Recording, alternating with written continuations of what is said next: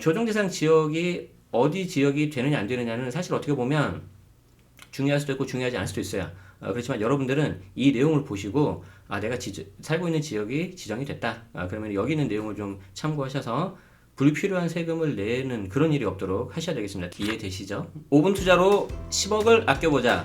안녕하세요. 직방TV 절세의신 제네시스입니다. 자, 요즘 들어서 제가 왜 처음부터 웃냐면 죄송합니다. 너무 많은 질문들을 하고 있는데 특정 지역에 대해서 조정 대상 지역으로 지정이 될 것 같다.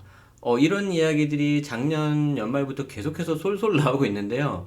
물론 이 영상을 촬영하는 오늘 현재 어떤 특정 지역에 대해서 추가로 규제 지역으로 지정하기보다는 대출을 좀 더 규제하고 상설 조사팀을 더 이렇게 강화해서 불법 거래를 좀 막는 데 집중을 하겠다라고 현재 정부와 청와대는 발표를 했는데, 이 영상은 언제 어느 지역이 조정 대상 지역 등 규제 지역으로 지정이 되더라도 유용한 영상이기 때문에 반드시 보시면 좋겠고요. 반대로 조정 대상으로 지역으로 지정이 됐다가 이게 해제가 되더라도 또 봐야 되는 내용들이 있어요. 그래서 혹시 최근에 조정 대상 지역이었는데 해제가 됐었던 뭐 부산과 일부 지역에 대해 계신 분들도 이 영상을 같이 보시면 세금이 이렇게 좀 바뀌는구나 라는 걸 아실 수 있을 것 같습니다. 자, 보겠습니다. 이해되시죠? 자, 제가 신문기사 하나 좀 캡처를 해야 하는데요. 뭐 이번 주 뭐 이쪽 지역에 대해서 조정 대상 지역이 지정이 될 수도 있겠다라고 어떤 특정 언론사에서 나왔는데, 이거는 조금 더 두고 봐야 될 것 같습니다. 그래서 이 영상이 나가는 시점에서는 좀 지정이 됐을 수도 있고 안 됐을 수도 있는데, 조금 전 말씀드린 것처럼 여기에 대한 내용은 지정 여부와 상관없이 여러분들이 아셔야 되니까 한번 좀 잘 보도록 하겠습니다. 만약 그런데 어떤 특정 지역이 조정 대상 지역으로 규제 지역으로 들어갔다. 물론 대출, 청약 여러 가지 규제가 들어가는데 우리 시간은 절세의신이기 때문에 부동산 세금 관련해서 어떤 내용들이 바뀌는지 보도록 하겠습니다. 자, 첫 번째는 양도소득세가 중과가 들어가요. 중과. 자, 양도소득세 중과가 들어가는데 이 중자가 이 무거울 중자예요. 무거울 중자. 그래서 무겁게 세금을 매긴다는 거죠. 자, 그래서 어떤 효과가 나오냐면 양도소득세 계산에 있어서 장기 보유 특별공제라고 있습니다. 말 그대로 오랫동안 보유하면 특별하게 좀 깎아주겠다라는 그 항목이 있는데 얘를 적용을 안 해줘요. 자, 그러니까 내가 언제 취득했는지는 상관이 없이 아무리 오랫동안 보유를 하더라도 조정 대상 지역으로 지정이 되고 나서 이후에 팔면 이걸 안 해준다는 거예요. 자, 두 번째, 양도소득세 세율이 있는데 이 세율이 보통 6에서 42%예요. 그런데 여기에 10%포인트 또는 20%포인트가 가산이 돼서 최대 62%까지 세율이 올라갈 수가 있습니다. 자, 이상의 내용만 본다면은 약간 그래서 뭐 이렇게 생각하시는 분도 계실 거예요. 그렇지만 이 원리를 알면은 그렇게 가만히 있을 수는 없다. 그래서 특정 지역에 대해서 지정 여부에 대해서 그 해당 지역 주민들이 굉장히 좀 민감할 수 있는 게 다음에 나오는 내용 때문에 그렇다고 제가 보는데, 어떤 건지 한번 보시죠. 조금 전에 말씀드렸던 거를 이해하려면 양도소득세 계산 과정을 좀 아셔야 되는데, 자, 여기 보시면 양도가에서 취득가를 빼고 필요경비를 빼면 양도 차익이라는 게 나오고요. 여기에 이제 장기보유 특별공제를 빼면 소득금액이 나와요. 그리고 여기 이제 기본공제 250만 원을 빼면 우리가 양도소득세 과표가 나오고, 이 과세 표준에다가 세율을 곱하면 양도소득세 세금이 나오는 거죠. 그런데 제가 만약에 조정 대상 지역에 대해서 중과가 되면 어떻게 된다 그랬어요? 이 장기 보유 특별 공제를 아무리 내가 많이 오래 보유한다 하더라도 안 해줘요. 어떻게 안 해준다? 조정 대상 지역이 지정되고 나서 그 다음 이후에 파는 거는 전부 다예요. 전부 다. 그래서 얘를 안 해주기 때문에 과표가 그만큼 올라가겠죠. 그래서 과표가 그만큼 올라가는 효과가 나오고요. 여기서 끝이 나지 않아요. 여기에다가 이 세율을 10%포인트 또는 20%포인트를 가산시켜버리기 때문에 세율 자체가 올라가서 결과적으로 어떻게 되죠? 양도소득세 세액, 즉 세금 자체가 매우 커진다. 예를 들어서 내가 살고 있는 집이 1억이 올랐다. 아니면 투자용으로 사놨던 집이 1억이 올랐다. 이 경우에 나중에 이 집을 팔면 양도소득세라는 걸 내는데, 이때 양도소득세는 물론 개인차가 있습니다. 필요경비냐 공동명의냐 단독명의에 따라서 차이는 있는데 보통 한 1,600에서 한 2,000 정도가 나와요. 그러면 이걸 빼고 나면 얼마죠? 내가 한 8천만 원 정도 플러스 알파 해서 내가 이제 차익을 가져간다는 건데, 이게 만약에 양도소득세 중과가 들어가면, 자, 중과도 세대 기준 중과 대상 주택수가 2주택이냐 아니면 3주택 이상이냐에 따라 다른데, 만약에 이게 2주택 중과가 들어가면 1600이 아니라 3000으로 뛰어요. 제가 강의할 때 이 내용을 말하면 사람들 표정의 한 절반 정도가 저 계산한 거 잘 맞아? 그런 표정들을 지으시는데, 계산 잘 한 거 맞고요.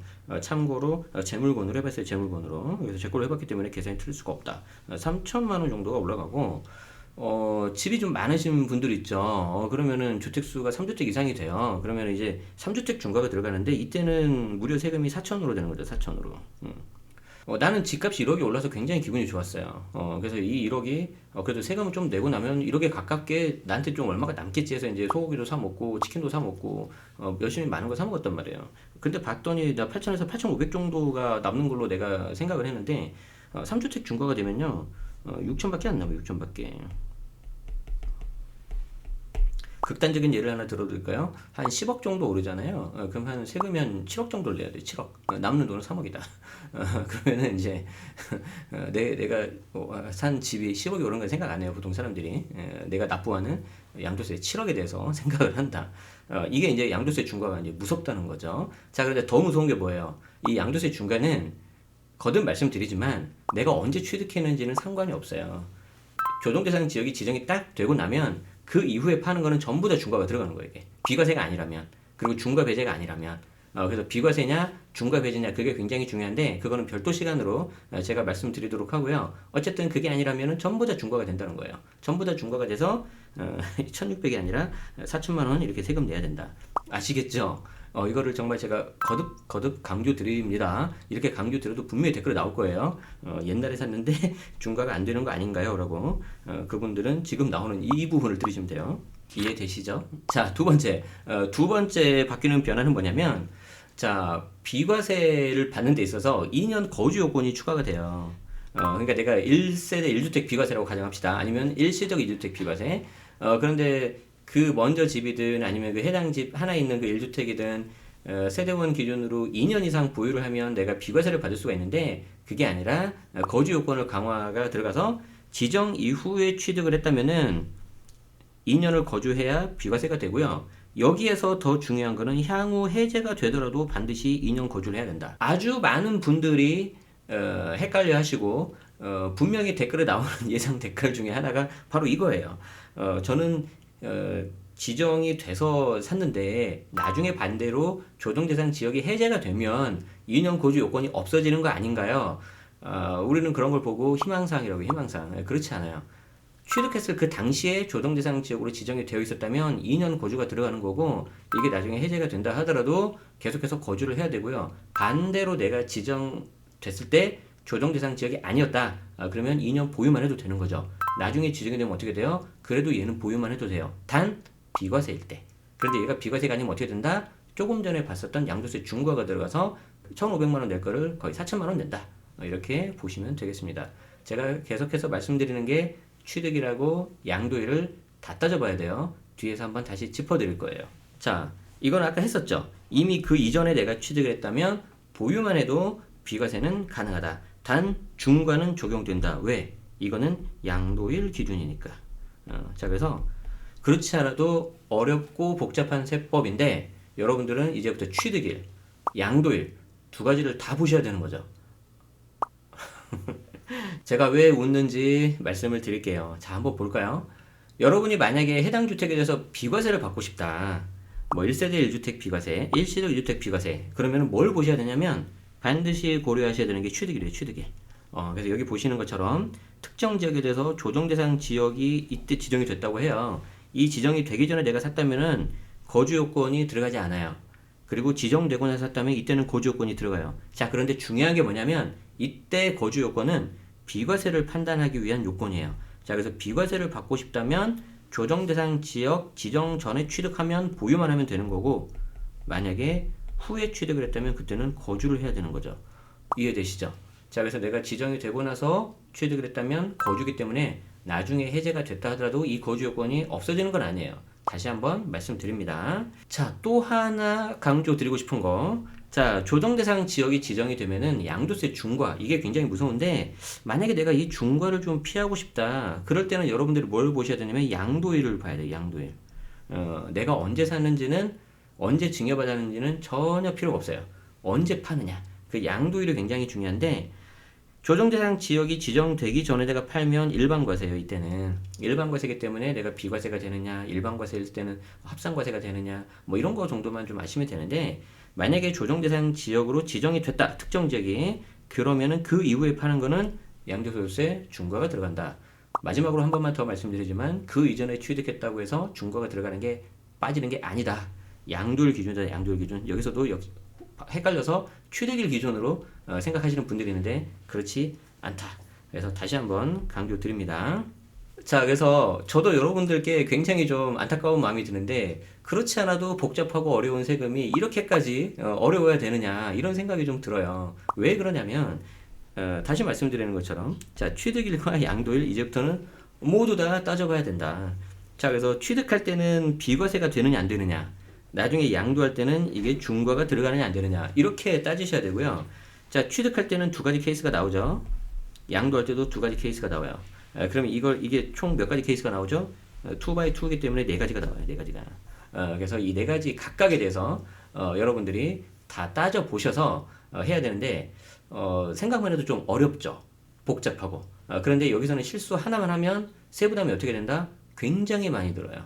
그렇기 때문에 저는 여기서 이제 말씀드리는 이 마지막 시장표가 가장 중요하다고 말씀드리고 싶습니다. 이해되시죠? 지금까지 내용이 좀 어렵고 복잡하다. 이거 하나만 기억하면 돼. 이거 하나만. 자, 내가 파는 주택이 만약에 얘가 조정 대상 지역에 있느냐 없느냐 이거 하나만 기억하시면 되는데 이게 뭐가 중요하냐면 양도일 기준이에요. 양도일 기준.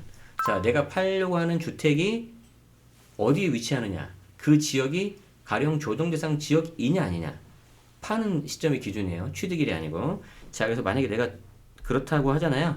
그러면은 미안하지만 이때는 양도세 중과가 들어가는 거예요. 자, 그렇지만 그게 아니다. 그러면은 일반과세가 들어가는 거죠. 자, 그래서 일단 이게 가장 중요하고요. 만약에 내가 팔려고 하는 주택이 이렇게 양도소득세 중과가 들어가는 조정대상 지역에 해당이 된다. 그러면 여러분들은 조금 이제 긴장을 하셔야 되고요. 제가 링크 드리는 바로 이 영상을 보셔야 돼요. 이 영상이 뭐냐면 우리 지난번에 말씀드렸던 세무상담 잘 받는 방법 있죠. 이 세무상담 잘 받는 방법 이 영상을 보시고 세무사님한테 찾아가서 세무상담을 받아야 되는데 이때 중요한 거는 최소 2명 이상한테 찾아가라.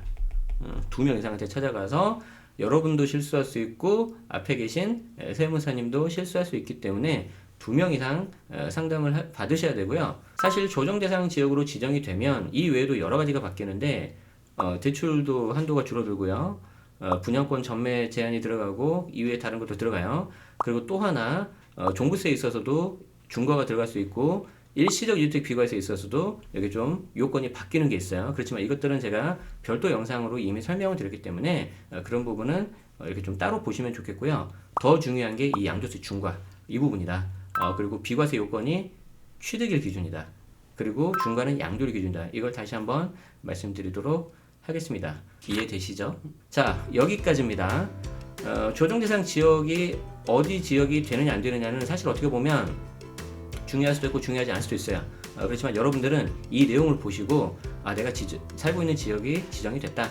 그러면 여기 있는 내용을 좀 참고하셔서 불필요한 세금을 내는 그런 일이 없도록 하셔야 되겠습니다. 특히 조심해야 되는 분들이 1주택자인데 내가 오래전에 사서 나는 그냥 가만히 있어도 되겠지 하시는 분들, 이런 분들이 좀 조심하셔야 돼요.